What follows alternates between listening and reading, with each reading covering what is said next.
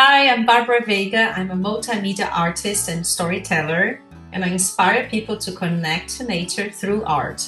Welcome back, or welcome to another episode of Portugal, The Simple Life. And I'm really happy to be joined here by Barbara Veiga. Barbara, boa tarde.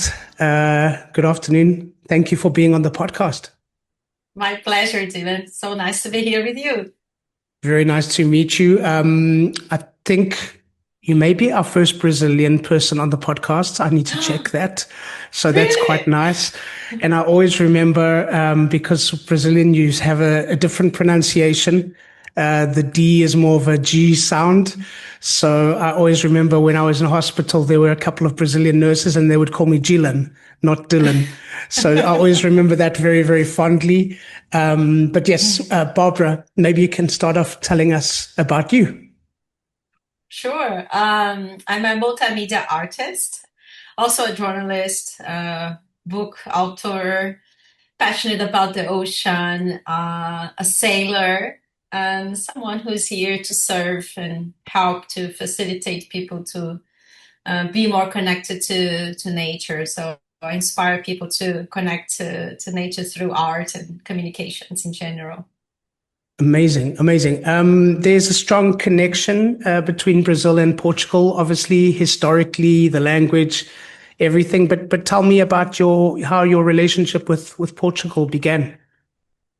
It's actually started in 2019 when I published my book here, Okay. Sete Anos em Sete Mares. So this is the time when I actually look into Portugal, not only a place to spend some nice holidays, but then actually consider to move here and start a new life. I've moved many times to many countries, but I never thought I would be for such a long time in the same place and call here home. So it's been already 5 years that I Wow. decided to move from London to Lisbon back in Okay. July 2020. Wow. Okay. Yeah. Sailors don't like to be in one place for too long. But where all have you lived in the world? Where? Yeah. Okay, so Australia, France, Malaysia, Thailand. Uh, yeah, in a few months in different locations regarding to work, like Los Angeles, in a few islands because I'm crazy about islands. So places like Tahiti, Tonga, Wow. Fiji in the South Pacific. Wow. Yeah. I'm very passionate about this place. This is where I swam with the whales for the first time. Wow. So I Beautiful. have a special relationship with this part of the world. Yes. Beautiful. And tell us about the book. So it's called Set Mares em Set Anos. So 7 seas in 7 years. Oh, 7 years. Yeah. 7 years Seven in years and seven seven seas. seas. Sete anos Amazing. em sete mares. So you Yeah, sailed for 7 years basically around the world. that's right. Tell us about the book. Tell us about that amazing experience. hmm well, first of all, I never thought that I would spend 7 years at sea. It really happens to be that way. But the whole adventure started when I was collaborating with Greenpeace at the time. And then they called me to embark in a journey in the Amazon forest, basically to collaborate in a campaign to bring awareness to the deforestation that was happening at the time. Well, still Yes. happening, Still. Yeah. unfortunately. Yeah. And well, I was working as a photographer and also helping communications, and that was my very, very first experience being in a boat. So I was like, well, but I don't know how to sail. I don't know how to do it. And Okay. Okay. I So you had never sailed before. never, never. That was So my that was a very good. first time. Okay, that's really good. That's brave. That is brave. Yes, I wasn't really even sure if I would be seasick or not. So that was like a big shock. I was like, I just want to go because for me it's very important to be part of projects that are connected to the environment and and to humanity at the end, right? Like when you're talking about nature, we're talking about ourselves. So when this opportunity came to me, I was like, okay, so I want to use my skills and help the Amazon forest. So when I first sailed, leaving Brazil and exploring all the coast of my country, stopping in different parts of the country, basically to do both tours and communicate what was happening there in the Amazon. Seeing the rivers, like all the rivers, Rio Negro, Rio Solimões, like both rivers there with different colors, touching the Atlantic Ocean.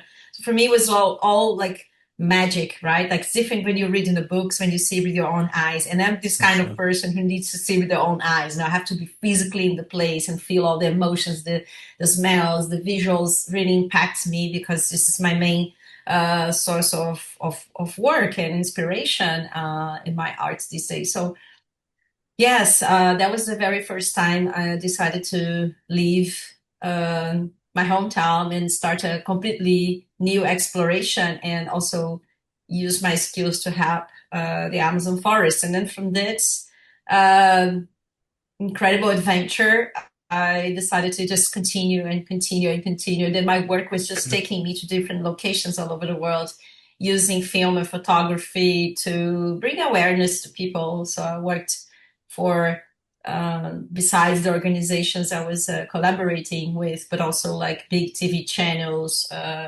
printed magazines, which resist today. Still, Um, end of day, it's still Still, good. I'm glad. yes. So, yes, it was an experience that definitely changed my mind and my life and way of seeing things. Even though, like, I started to be more aware about consumerism and what kind of brands I support, and Mm, becoming vegetarian, changing habits, being connected to my tribe, let's say, and also like not willing to convert anyone, but just like have an open conversation mm, and real examples of what was happening around the world because I was witnessing that, right? yeah, yeah, So from the Amazon to Antarctica, basically seeing a lot of environmental crimes and trying to don't feel so much hurt that was not capable to continue because it's very easy to feel heartbroken in a way. It's like I can't take it anymore. yeah. But yes, and I, of course, saw many beautiful things and met wonderful people that allowed me to just continue this journey. And then one day I was like, oh, it's been 7 years already. This is crazy. And Did it it was feel like time it went to. by? Did it feel like it went by quickly, or were there times when it's felt like 7 years? Hmm. Maybe at the end, Mm, because it was very intense, right? Like many people romanticize the idea of being out there in the ocean. You know, it's like, oh yeah, with the yeah, sails, you go with the wind. Yes, you have that, but there's a lot of work, like not sleeping enough hours, and yeah, independent in the hour you're sailing. Like there are some threatening areas, some difficult weather that you can face it. yeah, And challenges like that we can also face at sea. But on the other hand, of course, a relationship that you started to develop with time and looking inside. So you have time to look inside. You know, it's like, and this I think it was like the biggest lesson I've learned. I'm still learning because I'm still in the process in this like we're lifetime we're always we're journey. always still learning. So yes, I guess there was the beginning of a journey that really changed my life forever because it was not only about sailing uh, all over the world, but it was also like how this impacted me and how I could share that with people where I had exhibitions, live performances, and ways of expression that would Yes, allow others to connect with these kind of experiences that I had, and then perhaps that would bring some awareness, perhaps would bring some change, perhaps more people would come together and think yeah. about these topics that I like to mention and explore. It must have been incredibly challenging because you're not on your schedule, you're on nature's schedule. Yes. You can't sleep whenever you want to. You're not in control of the wind, of the tides. It's all you just got to go with the flow, go with nature. Absolutely. Like I think in fact we do have the illusion that we can control things, but nature shows you all the time that it's not really it, right? Like yeah, if the ocean tells you this is going to be the current and the winds and this my life changed so much because I had to change courses. And this is a kind of interesting metaphor when you think about life and land too, because you can't really predict things, right? Like some facts can actually change your way of seeing things, or can change directions, or it can change countries, it can change the way you think about things, and actually we are in constant changing position, right? Like Yeah, even though we tend to, as humans, to look for security and stability, calmness. Even the most adventurous people, they wanted to find stability in their own adventures, right? yeah, Like, so I learned all these things over the years, and I think there are lessons that are still somehow echoing inside me. It's nothing that was like, okay, I learned a lesson, right? Like, no, it's wonderful how the ocean and forest and nature teach us all the time. No wonder there's so much knowledge there, right? Like medicine and so much of healing that comes yeah. through so many plants, even like kelps, like the bottom of the ocean, you can find medicine to heal us. Same in the forest. So I am still learning from the scientific point of view because it's definitely one of my interests. I'm not expert on that, but I just find really amazing how much I learn and keep learning through the knowledge that comes from every being and every plant, right? And Incredible. yeah, I think the most valuable, profound experience that I ever had was when I went to the two different moments. But first, connecting with indigenous communities in the Amazon, but also people living in islands, remote islands, right? Because you really depend on nature for everything. Yeah, Um, so it's not only about the weather, but how you're going to survive and what are you going to eat? Where are you going to heal yourself if you have any kind of disease, if you get a mosquito bite or get some poison or something. So I guess this amazing. relationship with today, what's happening today, where we're going to look at our life today, and how you're going to heal yourselves today, and just be very resilient with the changes. Incredible. Mm, Incredible. It reminds me of the ancient Stoic philosophers. You know, they always say we can't control the things that happen to us, but we can control how we react. And that must mm. have been your experience for 7 years. Just there's so many things out of your control, but you can control how to react to those changes and to those patterns. It's something that really stays with us forever, and Mm. it's very special. I'm so grateful because these experiences sailing with either with these organizations, but also on my sailboat, taught me the beauty of the now, right? Like a lot of people talk about the Eckhart Tolle books, right? The power of now, but it's true, like now it's very important. It's all we have, even if we have many plans ahead and ideas, dreams to, like put in the list of your bucket list. Yeah, But in the end, like, yes, I feel very grateful and. Yeah, every day is a big journey. I wake up, it's like, okay, it's one more day, one less day, like what's out there. And I keep the amazing. Yeah, excitement. Sometimes I do have fear because, I'm a human, but I really try deep in my heart how to use this new journey, new experience, new day in a way that's like, okay, like one day it's going to be over and what kind of legacy I'm going to leave to people and to my closest people, to my closest friends. and also like to society. That's why for me it's so important to explore these mediums as a Mm. multimedia artist and Yeah. bring a message throughout these years of dedication. Right, it's been 25 years already that I started to like, okay, I have a mission here in this planet, and I want to continue. Yeah. So you use a lot of different artistic expressions to bring awareness to for the ocean, for environmental change. This is super important. We only have one planet, and I don't think we've been very good custodians of it lately, or actually for a long time. But just for people listening, I mean, give us an example of a way that you would draw attention to certain things, and perhaps something that you used from your time out in the ocean that people can visualize. Yeah, I know that having the chance of exploring the world in a boat, it's not for everyone, and it's not supposed to.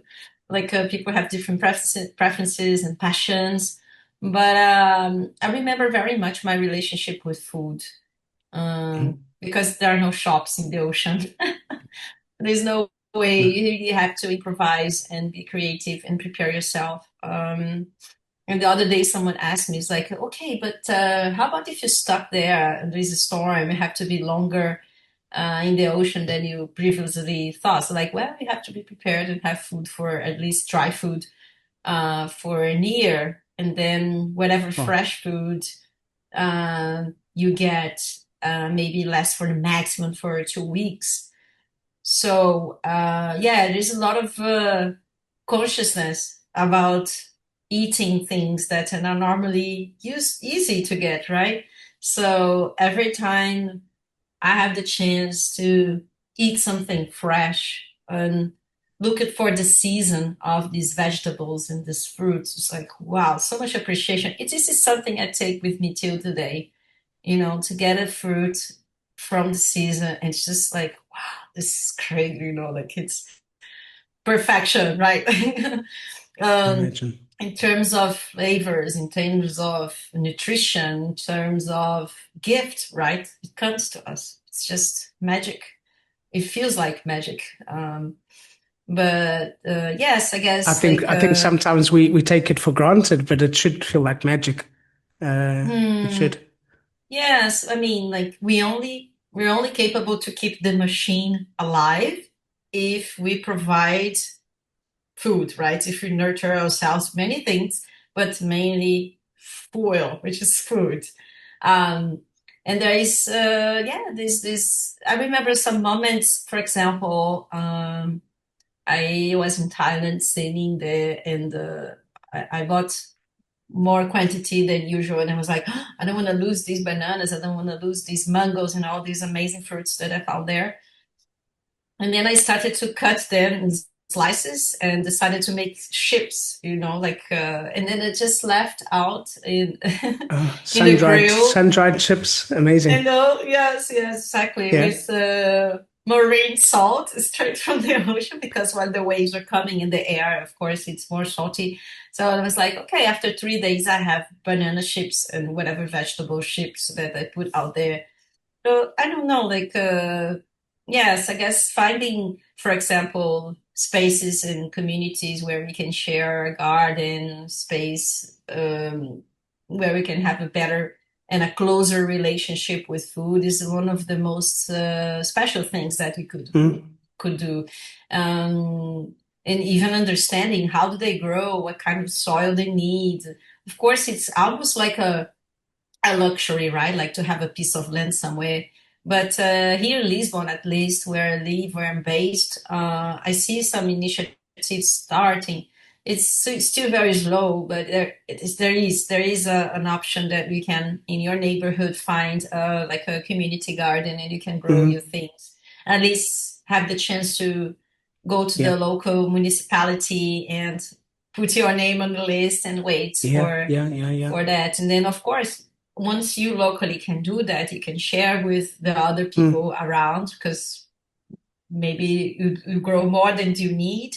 And same happens to the others. And yeah, I think starvation is something that I really like. I can't believe that we are in the 21st and century it still where exists. we have billionaires and we still have problems with food in the world. So it's a topic that touches my heart Mm, besides the ocean conservation, right? of course, yeah, yeah, yeah. Amazing. Yeah, we've I live near to a place called Caldas de Rainha, and they have quite a few community farms in and around the city. And I remember speaking to a gentleman who kind of manages it, and he was saying this is a very old custom in your Portuguese villages where people would share the land and farm things together and share the food. And then, obviously with the European Union, everything became a bit more bureaucratic and they had to make it official and these kind of things. But it's quite a beautiful custom. That idea of the land is ours and let's see how we can all use it together. But I'm going to ask you a strange question. So bear with me. Um, we normally, when I speak to people on the podcast about Portugal, we'll talk about their favorite parts of Portugal or their favorite beach. But I'm going to ask you, you've sailed all of the oceans. Which one was your favorite? Or is it a Oh, difficult decision to make? it is a difficult decision to make, but I do have a special relationship with the South Pacific Islands. So in the South Pacific, I really, really love I don't know, there's like a special connection with the animals, sea Mm, animals I could see there, and also the warm waters and yeah, the abundance that is still possible to see it, even though unfortunately you know and you can witness the big gigantic plastic island that navigates between these areas. But mm. apart from that sad news, there are some good news that animals are still resistant, and there are some incredible initiatives to clean the ocean, right? Like which is I think is the big emergency now. But yeah, I think I would definitely pick the South Pacific Ocean and the Well, islands you there. you swam with whales, so I don't blame you. That must have been incredible.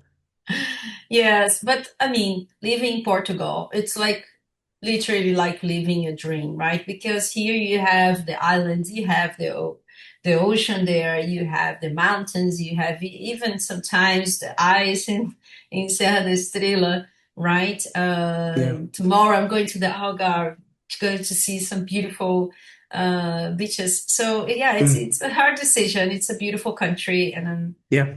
Well, yeah. I mean, tell me how that happened. So you've sailed. You've then decided, okay, well, let me spend some time on dry land. Why Portugal? How did that start for you? Why did you decide to move here? After sailing 7 years, I decided to go back to the Amazon.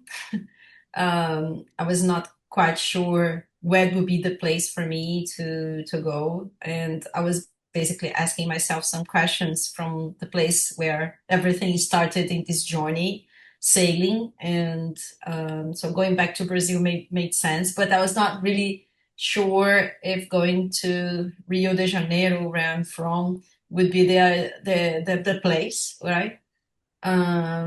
So it felt just right to keep exploring a bit longer. So after that, because of work, I had some exhibitions in Paris, and then I lived in Amsterdam and London. And I don't know, I think somehow it's finding necessary for me to be closer to the sun and the ocean again. Uh, but I was not necessarily urging for like, okay, like buy a boat and go back to the sea. Maybe it will happen again. I don't know. But staying on land was great because it allowed me to get adjusted again to this life that I came from, but it felt so weird. The whole process, like getting used to the traffic lights, the sounds, the rules, the intensity, going to the shops and Yeah. yeah. But on the other hand, because I am an artist, I needed to go to galleries, to go to the museums, to nurture myself from people as well. We are incredible as humans too, like we can create incredible things. So I was missing that part as well. Sometimes it can be very lonely to be out there in the ocean. Even though I loved the experience I had with all the marine life that I could see with my own eyes, uh, it means also give up, like comfort, being with my friends, see my friend's child growing. And yeah, it's a lifestyle that has pros and cons, like any choice we do in our lives. Mm. But coming back to land was wonderful. I could publish my book, I could do my TEDx talk, I could uh, become a speaker and create a new configuration for my professional and personal life where I could build a community and stay close to people I love while I was constantly moving from place to place, and that was not really possible. So I'm also happy that somehow going back to land allowed me to build new structures and new ways of living as well. Between my job as a realtor at Portugal Realty and hosting this podcast, life is pretty busy. But lately I've been receiving so many messages from people that want to know more about buying property here on Portugal's Silver Coast that I've got to do something about it. So starting now, for subscribers only, I'm offering up a 30-minute session per day. That's 5 30-minute sessions for a one-on-one meeting to talk about buying property here on Portugal's beautiful Silver Coast. This is for subscribers only. So please subscribe to book your session and get in touch with us through the links below via WhatsApp or email to book your session today. I'll be happy to speak to you. It's for subscribers only and it's completely free.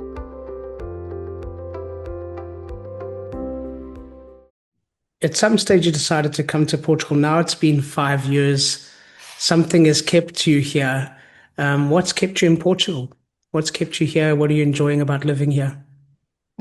I love the community that I'm Mm, part of, my friends, the fact that it is nature everywhere. I've been to some islands in the Azores. I've been to Madeira a beautiful. few times. Madeira I is don't amazing. know. Yeah, it's I guess like the power of nature here and the fact that I have some incredible friends. And I guess this combination, it's the perfect one. When you have people you love, when you have the peace in your mind, being closer to nature, everything else, it will fold, so it will happen eventually. So I trust it's a good lifestyle. I trust that it's a country that is very, very close to where I'm from, right, in Brazil.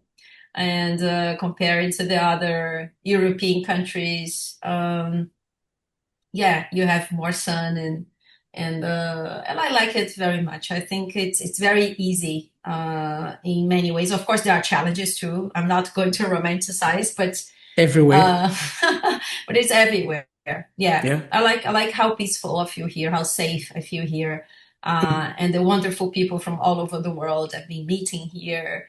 Yeah. And yes, it's been a journey. I never thought I would be here for so long, but I'm just like living one day at a time, and it's I just mean, showing me, besides Brazil, this is the longest you've stayed in one place, I think. yes, yes, Yeah. So yes, that yes. tells you something, right?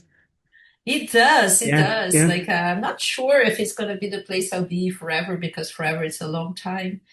But I feel good here. It's pretty easy to move around when I have to. Mm, But also, yeah, it really feels home, and I like to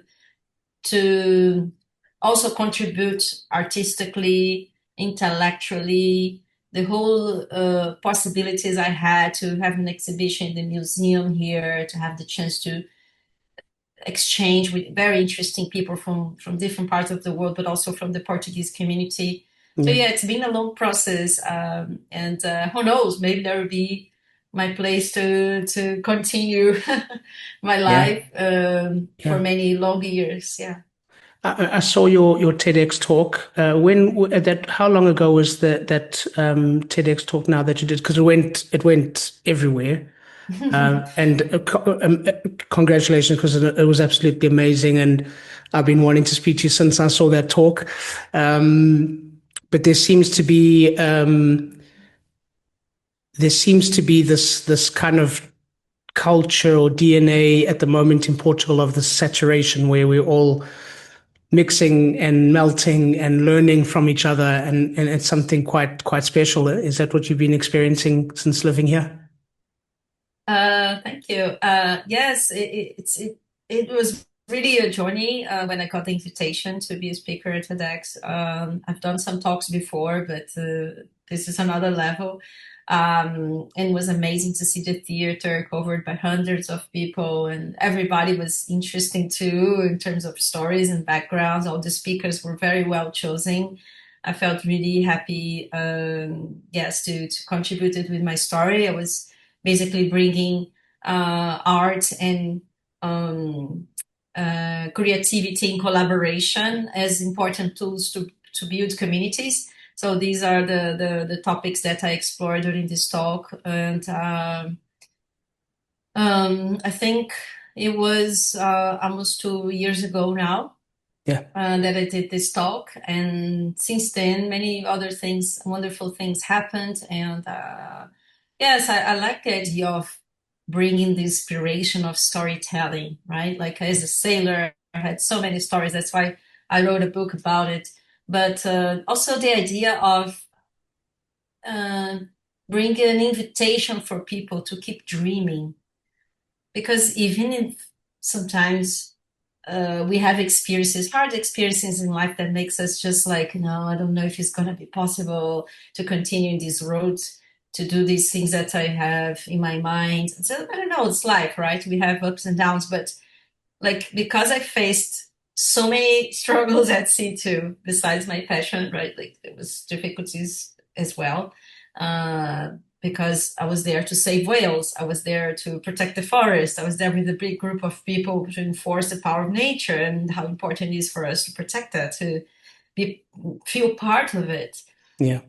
So just the cause itself was not easy. But then, like, when I saw in numbers how many whales we as a community saved that day because we're there between the harpoon and the whale, literally, or in the Amazon forest, or any other scientific approach that we had in order to bring more knowledge and awareness to people, I felt like, yeah.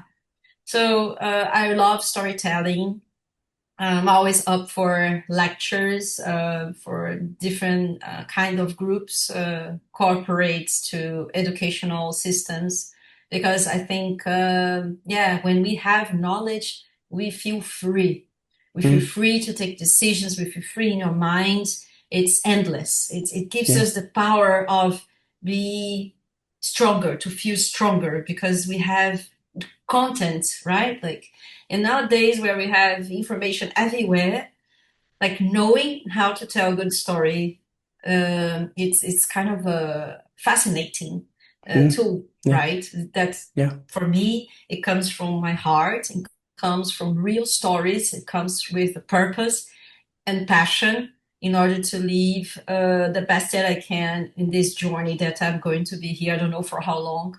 Hopefully, like my big inspirations, like Dr. Sylvia Earle or David Attenborough or Jane Goodall, like all these wonderful voices that I still hear in their 80s, or at least these two. But David Attenborough is going to turn 100 years old soon, Amazing. I which have a is theory about amazing. him. All these people, I think, because they've been these amazing custodians and protectors and storytellers of nature, nature looks after them. I think there's got to be, there's Mm. no coincidence. It's got to be. So probably you'll last that long as well, Barbara. But I mean, there's something beautiful happening in Portugal, I think, and it's almost like a repeat of history, where you have this community, and you mentioned the community that you love here, where it's a community of people and sharing knowledge, sharing stories. You've got the education sector, you've got the tech center, you've got things happening in biohealth, and it's quite amazing. And this community of everybody coming together, feeling at one, and peaceful collaboration, peaceful coexisting. How has your experience been of the community in Portugal from that regard? I find really fascinating because more and more, like over the years, I can see the difference when I first arrived here in 2020 and now, right, in 2025. Um, and because I do have some interests in different things, I do try to research more about food, technology, consumerism, right? And also like the fact that we can just like be who we are, Mm. embrace authenticity. And this is being like one of the things that I see that the retreats in Portugal, a lot of people are researching the possibility, or you use this space as a safe container where you can, connect with your tribe and research about ourselves and see, okay, why we have to stop here in this land to recreate our story, right? And Mm. I think Portugal, it's been for me, and I've been witnessing over the years a lot of people searching for that. So I guess society is looking for a refresh, right? We need a button to press and like, Yeah. can we change certain things? And we can only do these things together, right? Unfortunately, there is no button to press because it's a collective power. But I trust communities so much, and I see that the effort of people from different areas, from different expertise, from different countries coming here and truly trying to put efforts and in different ways contributed to society. So yeah, I find this very Yeah. positive, and I appreciated some communities that I've seen starting and growing over the years, either to protect the forest here in Portugal against the fires and Yeah. critical situations that has been happening in this, especially this summer, right? Like every summer we see more and more these fire problems. And not only this, but also the consciousness about having a better life and more connection with the Yeah. earth. Yeah. So I Well, appreciate yeah. it. I think one of the things that I've always appreciated about Portugal and things that I've learned after living here for 16 years is there is in the DNA there's one a very ancient and a very ancient and lack of a better word holy relationship that they have with the ocean. You know, the stories about the ocean, the reverence of the ocean, the almost the everything in Portugal looks out to the ocean. So there's that relationship with the ocean, and then with the land as well. You see it in the traditional communities with the farming and I mean, is that something that you felt here, that kind of wanting to preserve, wanting to look after what's here now for the next generation? Is that something that connected to you? Yeah, well, especially in the Azores Islands Mm. and in Madeira, I think the islands brought me a sense of relationship with the ocean in a very strong way. I did an artistic residency a few years ago in Terceira Island, and that allowed me to stay Wow. there a few weeks. And Mm. then, yes, I found some fishing communities, fishermen community, fishing women communities there, and that was quite impressive. Their respect, because they depend on the ocean to survive, right? It's for survival, so it's not about like capturing them as much as they can to sell it to the industry. No, it's mainly for the community, right? And I find really, really fascinated. Back in 2022, I made an exhibition only about islands that have been all over the world, bringing my very deepest stories and connections with these areas, from Japan to Tonga, Tahiti, to an island in Brazil, for example, but also here in Portugal. Mm.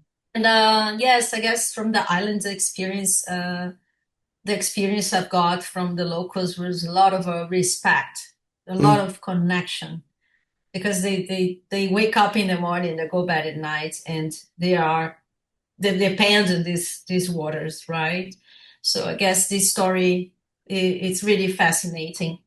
In the cities, I'm not really sure. I mean, of course, we do have a strong background historically with all the explorers and sailors, right? Like Yeah. not so long ago, I collaborated for a cultural center here in Belém Mm. about the ocean. So I was part of an exhibition in a educational program at CCB, Centro Cultural Belém. So I was there to tell stories that I lived at sea, but also could see how big is the dimension of the relationship today people have with the ocean, right? So there is interesting opportunities to connect, Yeah. especially Yeah. when you go small. Another place that I went for researches in the ocean aspect was in Vila Nova de Mil Fontes, Yes. South uh, Alentejo Coast. Beautiful. Alentejo area, and that also like met some locals and asked some questions about their relationship with the sea. Met even like more women because usually it's more men in the Yeah. industry, right? And they're even for communities or people who actually worked in this industry. So I found really incredible how much they respect the sea and what is their close connection with the sea. I guess it's more evident when you go to these places, at least Yeah. from my perspective. But Yeah. Outside of the cities, you see it a lot. I mean, like I was telling you before we recorded, I live near to Nazaré, and when you speak to the local fishermen, there is this, we only have this ocean and we need to look after it because without this ocean, we don't survive. There's that old way of looking at the ocean. yeah, Even I remember I remember being at it was kind of a seminar in Nazaré about fishing and people saying, but why don't we have more sardines and why don't we have more carapau? And the fishermen were saying, because it's when the ocean gives it to us. That's when we have it. hmm, And it's the time of the season. It's not seasonal. It's not only seasonal fruits, but there's also seasonal fish. And there's that sort of old way of still looking at these things. I remember I do stand-up paddleboarding, and I remember many years ago being on. There's a lagoon here near to where I live called Abidos Lagoon. I don't know if you've been there to Foz do yes, Aurélio, and it's where they grow the clams, and the way that they look after this lagoon is just amazing. They spend thousands every year to keep the lagoon open and to make sure that there's the water flowing in and out. And I remember paddling once, and a fisherman was coming past me on his boat and he wanted to make sure that I wasn't leaving anything in the water. He said, wow, and I said, no, no, everything's here inside my bag. And when I get to land, I'm going to throw it away. And then a few months later, that fisherman was the one that warned me about a storm coming because I was paddling and I saw these clouds in the distance. And I thought, oh no, that's far away.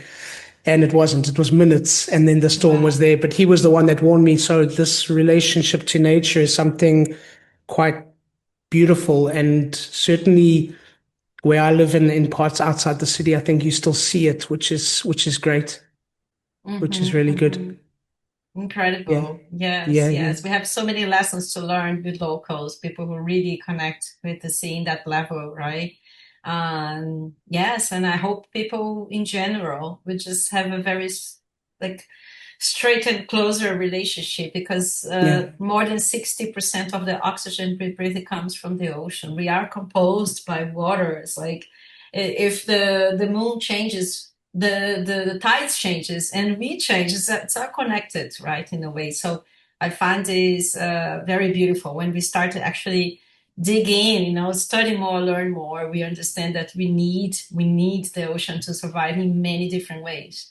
yeah, So I encourage everyone here in the very, podcast and in this experience here we're having now to read more about it, to exchange more with other people about the ocean and nature.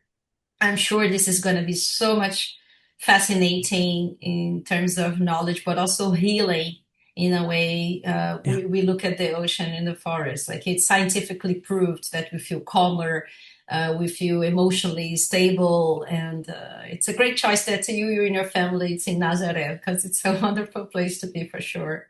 yeah, I love yeah, Lisbon though, but sometimes I do escape to the south and in different parts of Portugal to be close to this whiteness, right?